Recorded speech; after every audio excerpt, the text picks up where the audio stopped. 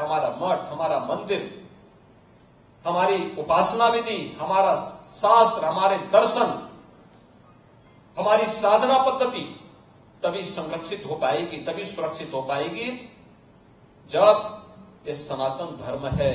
आपने देखा होगा इन सब के मुंह बंद है बांग्लादेश की घटना पर, कोई बोलना नहीं चाहता क्योंकि उन्हें भय है अगर वो बोलेंगे तो उनके वोट बैंक खिसकते हुए दिखाई देंगे। जो लोग दुनिया के अंदर अन्य मुद्दों पर बोलते हैं, मुखर होकर के बोलते हैं, उनको फिलिस्तीन दिखाई देता है लेकिन बांग्लादेश नहीं दिखाई देता।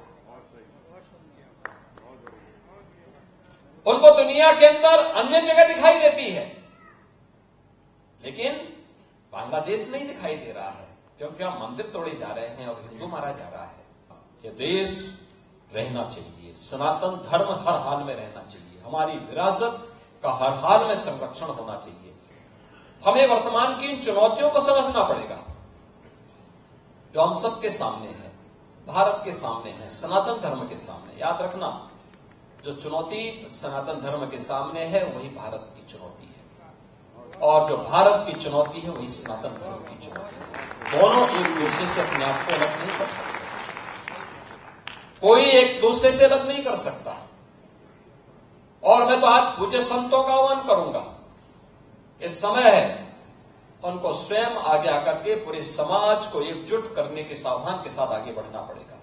याद करिए, अगर हमने तनिक भी भूल की, ये समाज फिर से बटा और जो साजिशें हो रही हैं अगर वे सफल हुई तो बांग्लादेश के अंदर जो कुछ हो रहा है, हिंदुओं पर जो यातनाएं ढाई जा रही हैं, आप देख रहे होंगे किस प्रकार के अत्याचार हो रहे हैं, मंदिर तोड़े जा रहे हैं।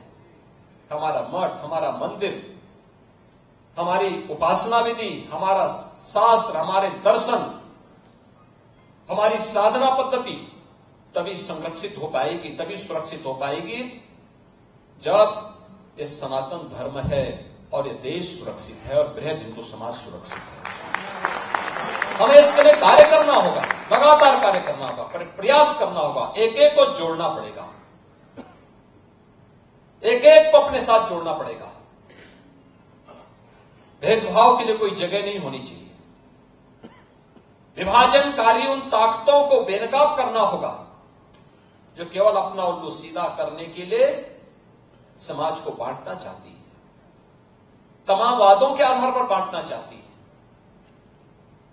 उनके लिए राष्ट्र की कीमत पर राजनीति उनके लिए अभिष्ट हो गई, लेकिन हमारे लिए राष्ट्र सर्वप्रथम है। राष्ट्र की कीमत पर कोई राजनीति नहीं हो सकती। हमें चुनना होगा, पहले राष्ट्र को चुनेंगे, उसके लिए किसी भी प्रकार के बलिदान देने के लिए तैयार होंगे, लेकिन उसकी कीमत पर कोई राजनीति स्वीकार्य नहीं है।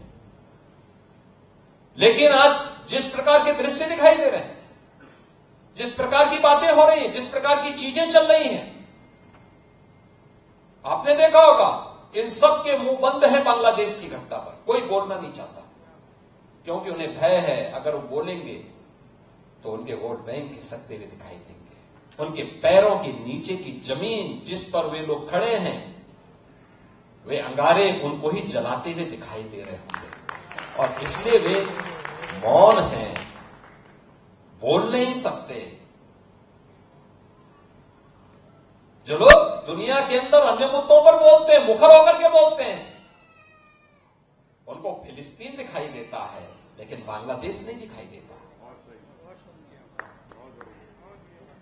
उनको दुनिया के अंदर अन्य जगह दिखाई देती है लेकिन बांग्लादेश नहीं दिखाई दे रहा है क्योंकि हम मंदिर तोड़े जा रहे हैं और हिंदू मारा जा रहा है, संतों पर अत्याचार हो रहा है।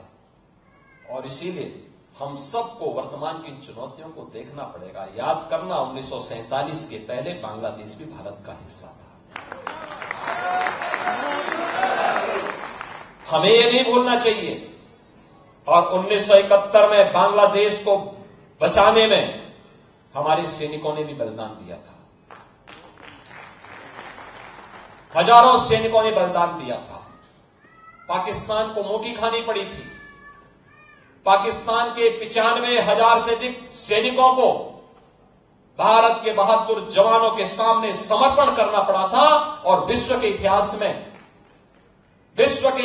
में किसी भी सेना की सबसे बड़ी विजय थी जो 1971 में भारत की सेना ने करके दिखाया था।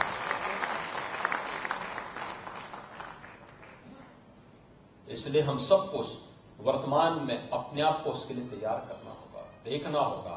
यह देश रहना चाहिए, सनातन धर्म हर हाल में रहना चाहिए, हमारी विरासत का हर हाल में संरक्षण होना चाहिए और उसी विरासत के संरक्षण की दिशा से ये विकास के कार्य उसके साथ जोड़े जा रहे हैं, उसको आगे बढ़ाने का काम हो रहा है।